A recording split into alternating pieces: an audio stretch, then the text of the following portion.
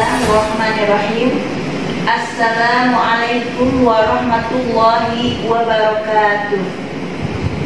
Innal hamdalillah nahmaduhu wa nasta'inuhu wa nastaghfiruh wa na'udzu billahi min syururi anfusina wa min sayyiati a'malina.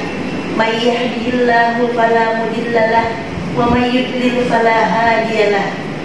Asyhadu an la ilaha illallah wahdahu la syarika lah wa asyhadu anna Muhammadan abduhu wa rasuluh.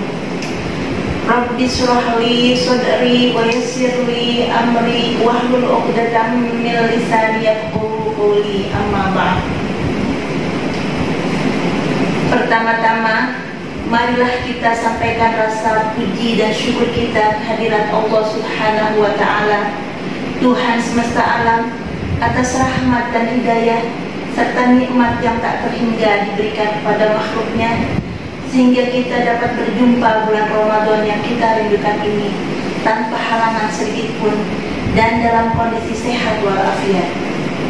Tak lupa marilah kita sanjungkan sholawat serta salam kepada junjungan kita Nabi besar Muhammad Sallallahu Alaihi Wasallam yang telah membawa kita keluar dari zaman kegelapan menuju zaman yang terang benderang saat ini.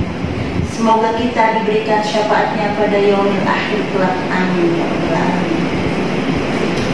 Sahabat kuliner Peggy rahimakumullah, alhamdulillah pada bulan Ramadan ini kita dapat bertatap muka kembali secara virtual dalam kuliah ekonomi Rabbani atau kuliner yang merupakan program tahunan Fakultas Ekonomi dan Bisnis Islam UIN Raden Fatah Palembang untuk berbagi wawasan terkait persoalan-persoalan ekonomi Islam sehari-hari. Dalam kesempatan ini saya akan menyampaikan sedikit mengenai perencanaan dan penataan ekonomi dan keuangan rumah tangga Islami yang menjadi menarik khususnya terkait kondisi pandemi COVID-19 yang juga belum berlalu saat ini. Sahabat kuliner Feby yang berbahagia, rumah tangga atau keluarga merupakan tonggak penting dari berkembangnya suatu peradaban. Dan pada dasarnya kita dapat membangun kembali peradaban yang luhur dimulai dari perbaikan melalui kerjasama pada unit yang lebih kecil, yaitu keluarga atau rumah tangga ini. Baru kemudian antara anggota masyarakat terus meningkat sampai ke tatanan yang lebih luas. Pengelolaan keuangan rumah tangga sangatlah penting bagi pelaksanaan operasional rumah tangga. Karena dalam konteks pasar, rumah tangga bisa berperan sebagai produsen maupun konsumen. Maka memperbaiki ekonomi rumah tangga sebenarnya merupakan upaya penguatan ekonomi mikro sekaligus akan mengarah ke penguatan ekonomi makro. Sahabat kuliner Feby yang dirahmati Allah, mengelola keuangan tentunya bukanlah hal yang mudah untuk dilakukan, namun juga bukan hal yang sulit dan tidak terpecahkan. Mengelola keuangan rumah tangga memerlukan fokus dan ketelitian saja, tentu ditambah dengan kecerdikan dalam mengelolanya. Masa awal pernikahan adalah masa yang paling fundamental bagi persoalan pembangunan keuangan rumah tangga ke depannya. Semakin lama keluarga berkembang, maka akan semakin banyak pula yang dihadapi oleh keluarga tersebut, seperti kebutuhan kesehatan, pendidikan anak, dan sebagainya. Keuangan ini pula tentunya yang dapat mempengaruhi terciptanya suasana keluarga sakinah, dalam Islam, keluarga harmonis menurut Islam yaitu keluarga sakinah, mawaddah, warahmah. Yang penting digarisbawahi adalah Islam mengajarkan untuk mengelola keuangan dengan baik, karena harta dalam Islam adalah alat untuk dapat melaksanakan kehidupan yang lebih baik dan juga memberikan manfaat yang banyak bagi umat. Sahabat kuliner Febi rahimakumullah, dalam melakukan perencanaan keuangan rumah tangga sesuai Islam, tentunya harus mengetahui dan menentukan tujuan-tujuan spesifik untuk dapat merencanakannya dengan baik.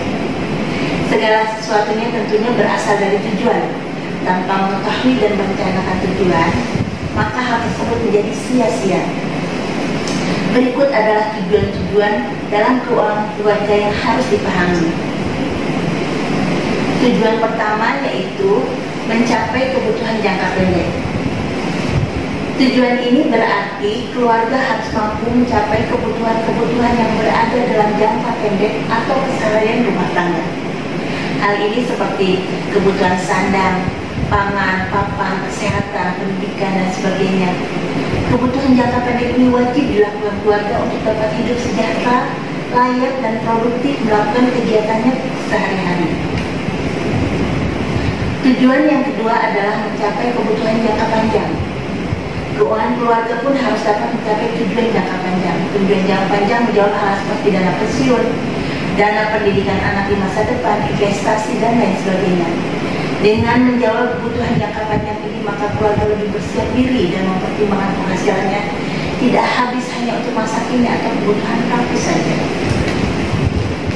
Tujuan ketiga, mencapai kebermanfaatan keluarga terhadap umat. Kebermanfaatan keluarga terhadap umat adalah kontribusi keluarga terhadap umat. Bagaimanapun sebagai Khalifatullah fil ardh yang bertugas untuk mengelola dan membangun bumi, maka wajib untuk memberikan manfaat kepada masyarakat sekitarnya atau orang-orang yang membutuhkan. Untuk itu mencapai kebermanfaatan keluarga ini harus dicapai oleh keluarga yang sudah mandiri secara finansial, tak cukup untuk memenuhi kebutuhan keluarganya. Sahabat kuliner Febi rahimakumullah, secara ringkas terdapat beberapa hal yang dapat dijadikan acuan dalam menata keuangan rumah tangga dan perspektif ekonomi Islam sebagai berikut. Yang pertama, berupaya berdaulat atas pangan atau mengembangkan ketahanan pangan, misalnya dengan bercocok tanam jika sehari-hari, memanfaatkan lahan yang ada. Dan yang kedua, bagi rumah tangga yang punya usaha, berupaya berdaulat atas usaha dengan cara mengurangi ketergantungan dari produk luar dan memanfaatkan produk yang ada di sekitar atau bahan baku usaha kita dengan meningkatkan inovasi produk serta sesuai dengan kondisi yang ada. Yang ketiga, meningkatkan daya beli dengan cara mengusahakan penambahan penghasilan. Yang keempat, mengembangkan perilaku konsumen yang lebih islami dengan cara berhemat, bersikap pertenahan dalam pembelanjaan. Yang kelima, mengatur ulang prioritas dalam pengertian berupaya seimbang antara pendapatan dan pengeluaran yang bermanfaat. Yang keenam, bersinergi dalam menanggulangi permasalahan ekonomi dengan memanfaatkan kelembagaan baik informal seperti lingkungan, majlis taklim, arisan, ataupun lembaga ekonomi formal seperti BMP, Gadaian, dan lain-lain. Dan yang ketujuh, ini bagi yang mampu, dan mudah-mudahan kita termasuk golongan yang mampu tersebut, tetap melaksanakan ibadah sosial baik yang sifatnya wajib seperti zakat, apalagi sekarang ya, pada bulan Ramadan ini, bulan yang baik untuk menunaikan zakat, bukan hanya zakat fitrah tapi zakatul mal, maupun ibadah sunnah seperti infak dan sedekah. Sahabat kuliner Febi, dalam konteks rumah tangga yang dalam sistem ekonomi bisa berperan sebagai konsumen maupun produsen, prioritas konsumsi dan pembelanjaan harus dipahami terkait dengan prioritas hak-hak, yaitu hak terhadap diri atau keluarga, dan juga hak terhadap Allah atau agama, dan juga hak terhadap orang lain. Oleh karena itu, jika pembelanjaan kita telah sesuai dengan aturan-aturan Islam, maka sesuai janjinya Allah akan memajukan usaha kita serta melipat gandakan pahala dan berkahnya.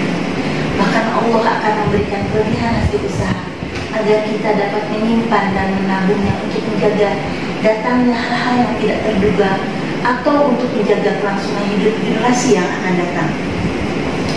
Beberapa dalil yang mendukung hal tersebut antara lain, qala Allahu fil Qur'anil Karim, a'udzubillahi minasyaitonir rajim, bismillahirrahmanirrahim, walladzina idza anfaqu lam yusrifu wa lam yaqturu wa kana baina dzalika qawama. Dan orang-orang yang apabila membelanjakan harta, mereka tidak berlebih-lebihan dan tidak pula kikir, dan adalah pembelanjaan itu di tengah-tengah antara yang demikian. Quran Surat Al-Furqan ayat 27. Dalam ayat lain, Quran Surat Al-Isra ayat 26 dan 27 disebutkan yang artinya, dan berikanlah kepada keluarga-keluarga yang dekat akan haknya, kepada orang miskin dan orang yang dalam perjalanan, dan janganlah kamu menghambur-hamburkan hartamu secara boros. Sesungguhnya pemboros-pemboros itu adalah saudara-saudara setan, dan setan itu adalah sangat ingkar kepada Tuhan.